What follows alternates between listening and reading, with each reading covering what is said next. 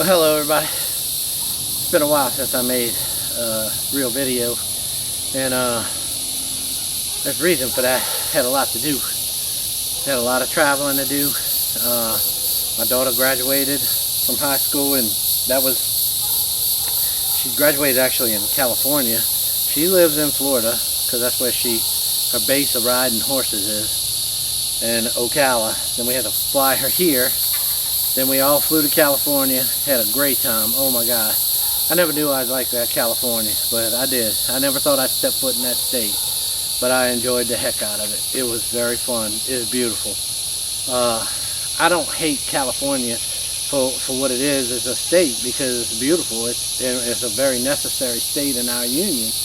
But, you know, the people over there, and not all of them, but you know the ones I'm talking about if you like me. If you watch my channel, you know what I'm talking about. I stayed away from that. I really didn't have to run into that so much. And to be honest with you, even if I did run into them, those people were nice to me. They weren't mean, so whatever, you know. I had a good time. Laguna Beach is beautiful. I'll throw some pictures in and show y'all a couple little snippets of that.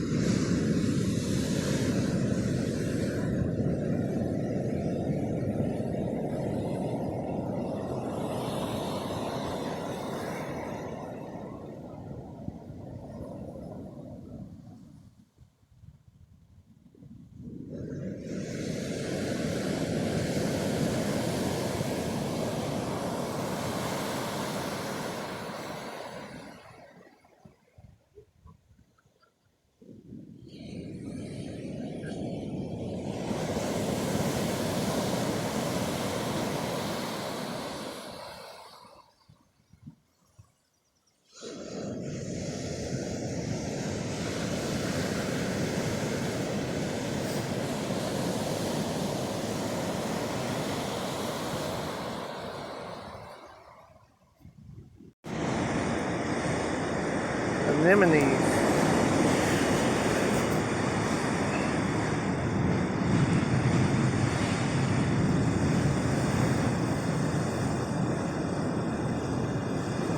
Oh my God, there's a huge crab over here. A huge crab? Where? Look at this rock. Oh yeah, kind of seeing him.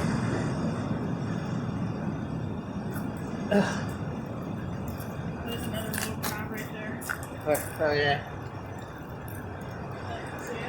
Yeah, that's a big old rock crab under there, huh? Yeah.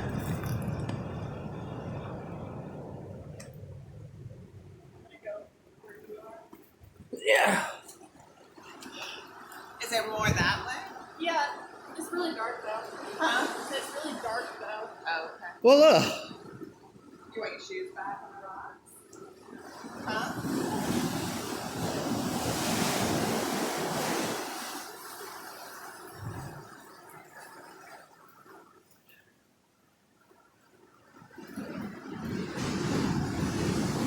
Look, we can go up here, huh? Tori, you need your shoes. We can go up there. You want to be by the water? What? You want to be by the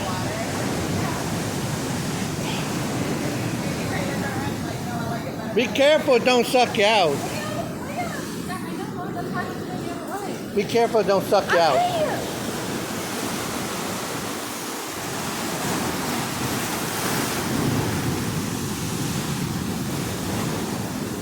If it does, you swim sideways, not straight back to the beach. No, I'm playing.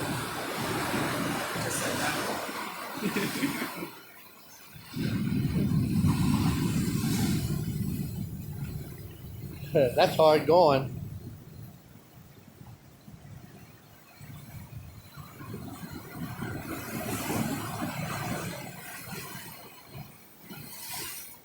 You made it.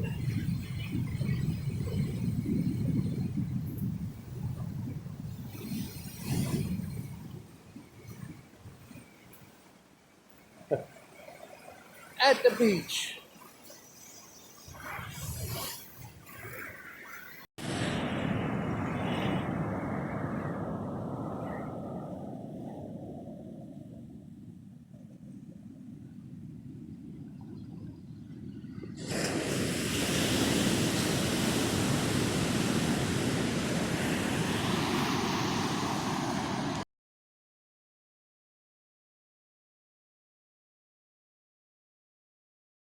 But I also been working on my daughter's 18th birthday, which was 2 days ago, and she's 18 now. I now have an adult daughter. That's unbelievable to me. I just remember holding her in my hands as a baby before she was even a whole day old, and it feels like that was seconds ago. So, you know, time goes by fast. But I finally got that video I've been making for her. I have last year, 2023, left to put together, and that's because we just got through doing a lot of the videos for it. So I'll put it together and give it to her. But I've been working on that project for a long time, and that's why I don't get to do a lot of the homesteading videos. Now, what's been happening around the homestead? When we went on vacation, it was probably at the most inopportune time if you're a homesteader for Southeast Louisiana, because it's when the harvest came in. It's also right when we were hitting in the thick of a drought, and I wasn't here to water. I had people taking care of my chickens for me, but you know, I couldn't ask him to take care of everything, that guy. And my mom and dad came over and they picked tomatoes and cucumbers. They at least kept things picked, but no watering really got done, and everything suffered enormously because of that. I've only had to cut grass in this house, in this yard, one time this year, and we're in almost July is coming up in a couple days. That's ridiculous. Usually I'll cut grass 5 or 6, maybe even 7 times already. The grass just isn't growing. It's tall enough I can cut it now, maybe, but even at that I could let it go and still let it go because we're not getting enough rain for anything to grow. And I'm going to go ahead and give y'all a real quick walk around and show y'all some of the things. I've gotten a good harvest. I have. I've gotten plenty enough tomatoes to make us happy. Cucumbers, beans, got plenty of beans. I even jarred some tomatoes. So y'all saw in the short, I jarred cherry tomatoes. And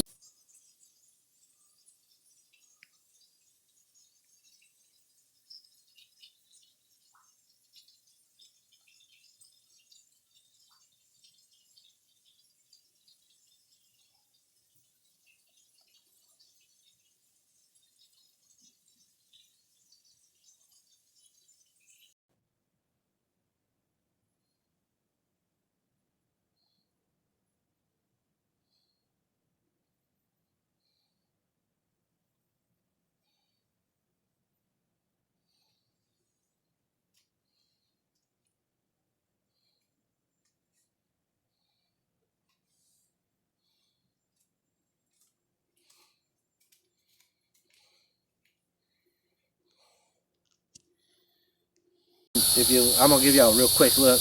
That's just as many right now. So, but and I also been working on the pole barn. So I got that almost. That's almost completely done. So I'm gonna be able to get back into the mainstream of homesteading. But the thing about it right now, the growing season's basically over. So everything that should have been done, I was doing at one time, and now that I'm actually going to have some free time, I'm taking a break. There's nothing to really grow at this time of year over here, because this is like desert heat. It's, I'll show you, I'll give you a snapshot of what my dad's weather station said the other day.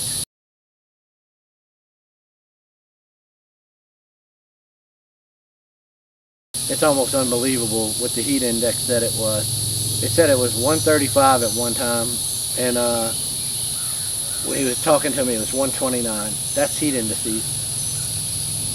I know it sounds unbelievable and unreal, but that's what it said. So, and it's oppressive. The last couple days we've had a little bit of a breeze, and that makes it nice, so it's tolerable. But as you can see, this shirt isn't that dark. You can see the difference. I'm sweating, and I change shirts 3 or 4 times a day now because this is just, I'm drenched. It feels like I've gotten out of a swimming pool by the time I finish doing any amount of work. So I'm gonna go ahead and walk around and give y'all a real quick show.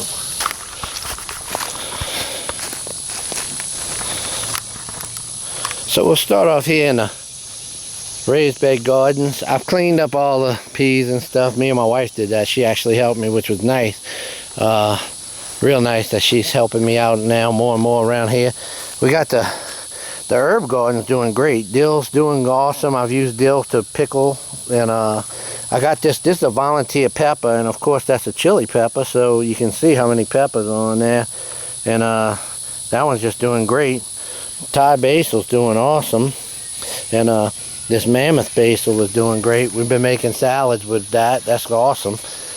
Tarragon doing wonderful. And look, lavender in the south, the deep south, lavender keeping it alive. And this is, I'm getting ready to be able to start watering how I'm supposed to, because I'll have time to do it, so I'll even be able to do better with it. The green onions and chives are doing great. Another Thai basil, another mammoth basil. I transplanted a little parsley growing right there. There's some coriander from some cilantro that went to seed. Then here's some bell peppers I've been picking. And my wife must have picked one because they had two on here. I don't know. But they have, well, there's a good looking little bell pepper right here. And that's bayonet bell peppers. So, oh look, there's a little Thai basil, but what is this? Some kind of fungus growing in here. I don't know what that is. Yuck. Yuck. Yuck. I don't know. That's probably like that movie with the aliens. That I'm gonna have something alien growing in my body. Some kind of fungus. This is a volunteer cucumber. So I'll get cucumbers off of there, I guess. I don't know. I don't see any on there yet. Oh, yeah, this. So we'll see. Look at these tomatoes, and these are in decline. So, and look how many I get. Look, that's just crazy. I think I gotta wash that. It's not supposed to feel like sandpaper, huh? Oh, delicious.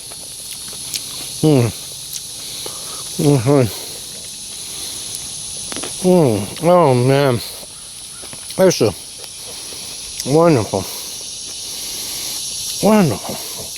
Now these are gold nuggets, and this is right, but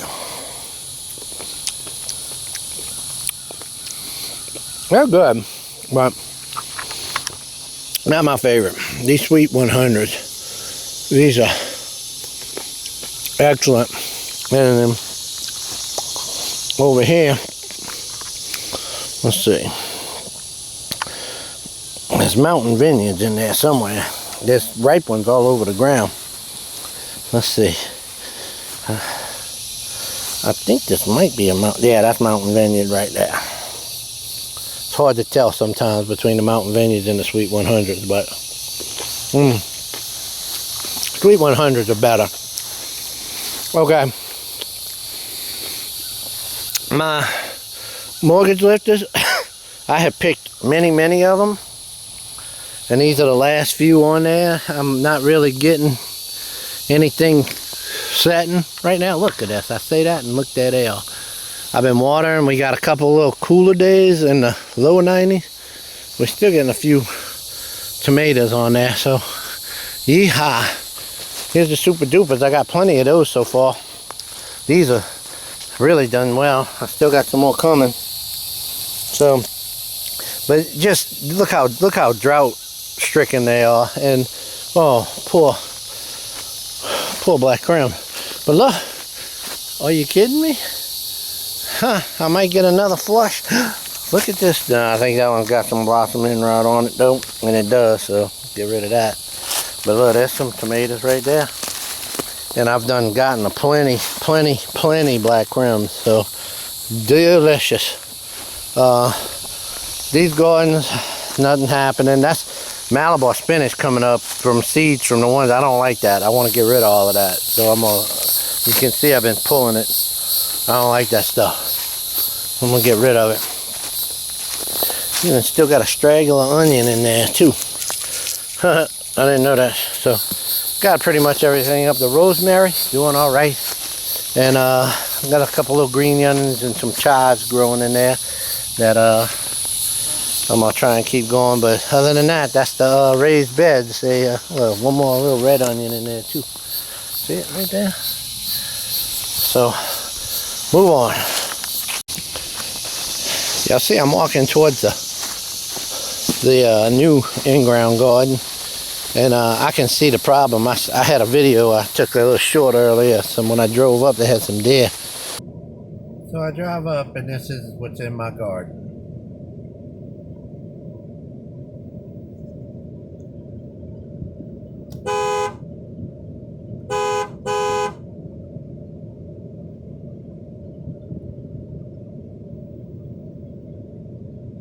But I see what the problem is right now. I ain't been out here in a few days. The fence fell down. So they just in here mowing everything down. They can see this fence fell. I'm gonna pick that back up. But the beans, I got beans for days, and look, there's still more beans on there. Look at that. Even with the deer in here.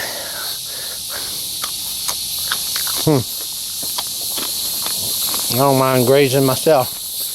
But see, the deer came through and they cut on them cucumbers and they broke some of them. But this one's going to grow back. So it actually probably did me a favor. I'm still getting cucumber. So that's good. Good. Look, this one needs to be picked. See? You know, they start getting weird looking, but there's still cucumbers you can eat. But look, they got some on the ground right there that are pretty. Yeah, good stuff.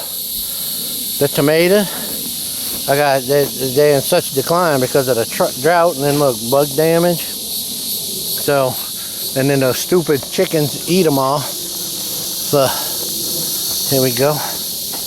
Couple little ready to pick. I'm gonna come back and get them later on. Oh, there's some on there ready to pick. So I got a few that I'm gonna get out of here, but the chickens basically ate everything. Look at the bell pepper putting out. The little bell pepper. But look at this black crumb right here. It needs to be picked. So I'm gonna come get that later on. See, it's got damage to it though, the chicken. Them chickens just ate almost all my tomatoes off of here. They pretty much got the bulk of what was grown in here. So you can see how it's all eaten up. The chickens did that. So that's what happened with that garden. I got good food out of it. I got beans, and so there's even some more cucumbers over here, and they're doing well enough. So I might need to hit them on a little fertilizer even. Look at that beautiful cucumber right there. I'll come get that later. They might have some up in the ground. That plant right there is dying. They might need a little bit more fertilizer up in here. I never did anything with them squashes that are growing right there because I really never got the water and tend to them like I should have. So that's this garden. Well, one thing about this garden, the transplanted jalapenos, doing great. Making just enough jalapenos so that when we need some, we can get a few off of there. Nice. I'm gonna transplant that back into the all the peppers are gonna get transplanted back into the raised bed gardens for the fall. So you know, we had a freeze earlier this year, and I don't know if you can look. I'm gonna try and. This is totally unusual that we have mulberries, red and black mulberries at this time of year. This is way too late in the year for those actually. And the freeze nailed this tree, and way up in the top, if I could get to them, there's a bunch of ripe good mulberries up there. Now the chickens is doing all right, but I had lost 4 of them over the course when I went on our holiday to my daughter's graduation, our vacation. And yesterday I was sitting out here, it had rained, I was working on the roof, talking on the phone to my pa, and all of a sudden I see the chickens going batshit crazy, and they running for the hills, and usually when that means something's after them. So I came running out, and I look down there, and I see this fox running with one of my chickens, and boy, she gave him everything he gave her, and she got away and took off running. So I hurried up and busted ass to shop over there. I didn't have my gun on me, so I hurried up and ran in there and got it. And I came around. I was standing right here, and I knew. I could tell the way everything was acting. He was on the other side of these fig trees, and I was like, "Come on, baby, come on out!" And all of a sudden, he came running out because they had a chicken over there, and I parlayed him right there, piled him up right there. I'll show you a picture of him.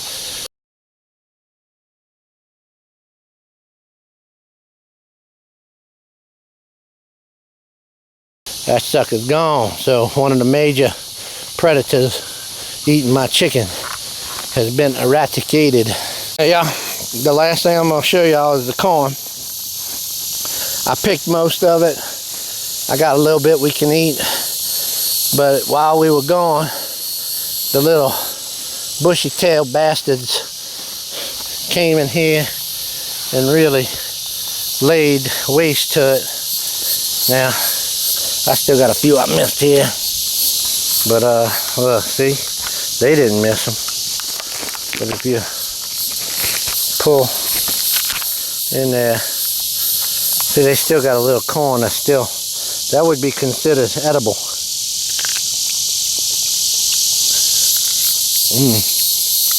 That was good. Great flavor.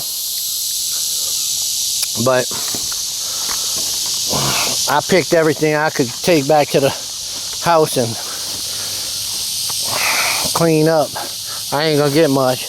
There was a lot going against me this year. First, I didn't have the time to devote to it like I should have. I put the fertilizer to it like I should have. But what happened is we had a drought happen right at the worst time. And just like my grass in my yard didn't grow, corn's a grass, and it wouldn't grow. So it got, I mean, I put water to it, I watered it, but you just can't get enough water. Rain has to happen for corn. It really has to get some good rain. So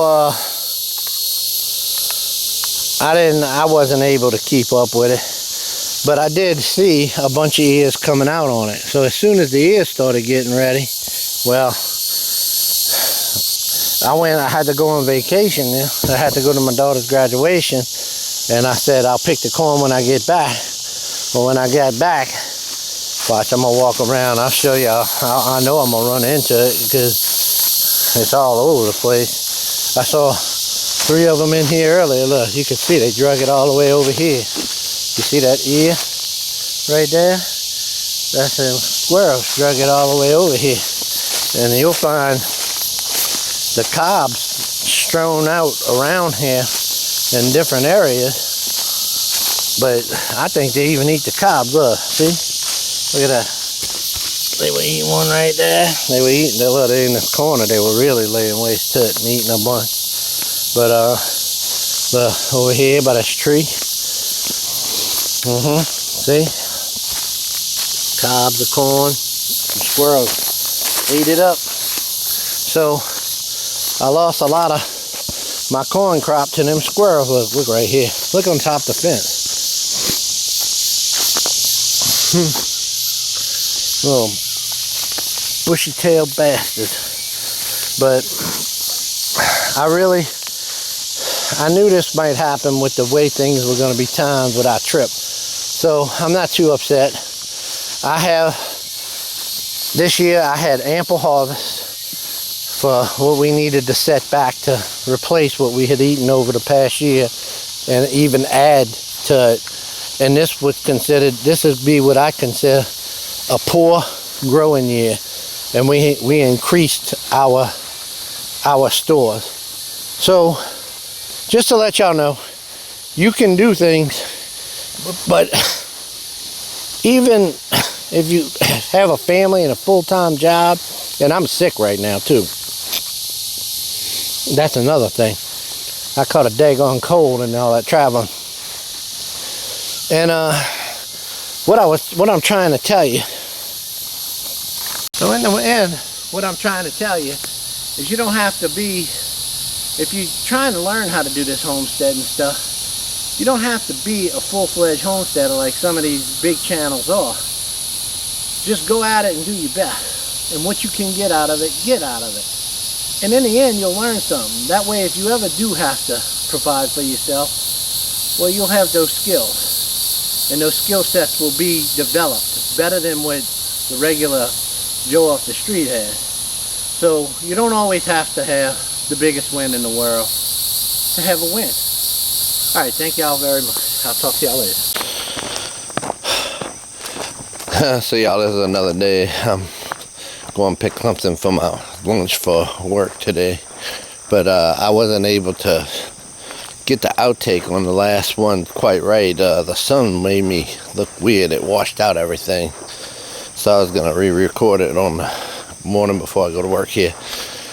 And what I was going to, the end of that video, what I'm trying to, I guess if there's something to say about the end of this video, is a lot of us we're trying to homestead. We're trying to learn things to help us out.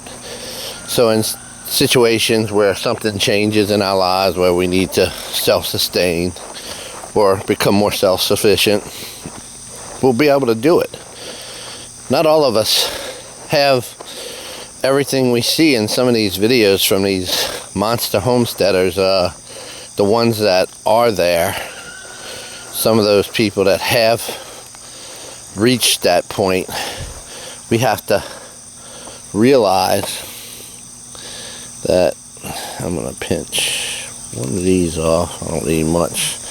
I'm going to come get another one from this. We have to realize that some of us have obligations that are going to take us to a different place in this journey right now. I mean, I have a family. I have to tend to them. I have to leave my homestead and probably the most critical time of the harvest, which meant that I couldn't, I missed out on a lot of the harvest for this year.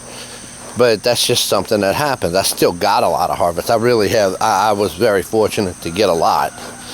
So, what I'm trying to get at is some of us have obligations, whether it be to family, to a job, to other things in life besides just homesteading. We have to take it with a grain of salt that we all can't be that huge, self-sustaining, self-reliant homestead. We are learning, and we're getting there one step at a time. And even if we never even fully get there, we're better off than the people who are just blindfolded and walking through life like zombies, to me. And maybe that's the way they want it to be, and that's fine for them. I don't hold any grudge against however anyone wants to live their own lives, but you know, when the stuff does happen and things go wrong, and it doesn't have to be some SHTF type thing. It doesn't have to be bombs falling on our heads or the world coming to an end or aliens landing in across the world. It could just be something that sets you back. And we're going through that right now, and we're handling it just fine. We have a setback right now. For most people in life, it would be a major, huge setback. For us, just a blip in the road, just another thing we'll handle. And that's what we're going through as a family right now. I mean, we went on our daughter's graduation and got her. She turned 18 and all of that. But there was something else that happened, and you know, to the point of a loss of a job, and we're still handling it like champs. And it's just a thing. We'll deal with it and we'll move on. And that's part of having everything you need, having prepped up, having homesteaded up, both of them. So I'm telling you, this lifestyle makes what other people consider massive problems in life much easier to handle. So keep doing it. Keep learning. Keep stashing away. Keep knocking away at it, and things will get better. You'll always be getting better at it, and you'll have that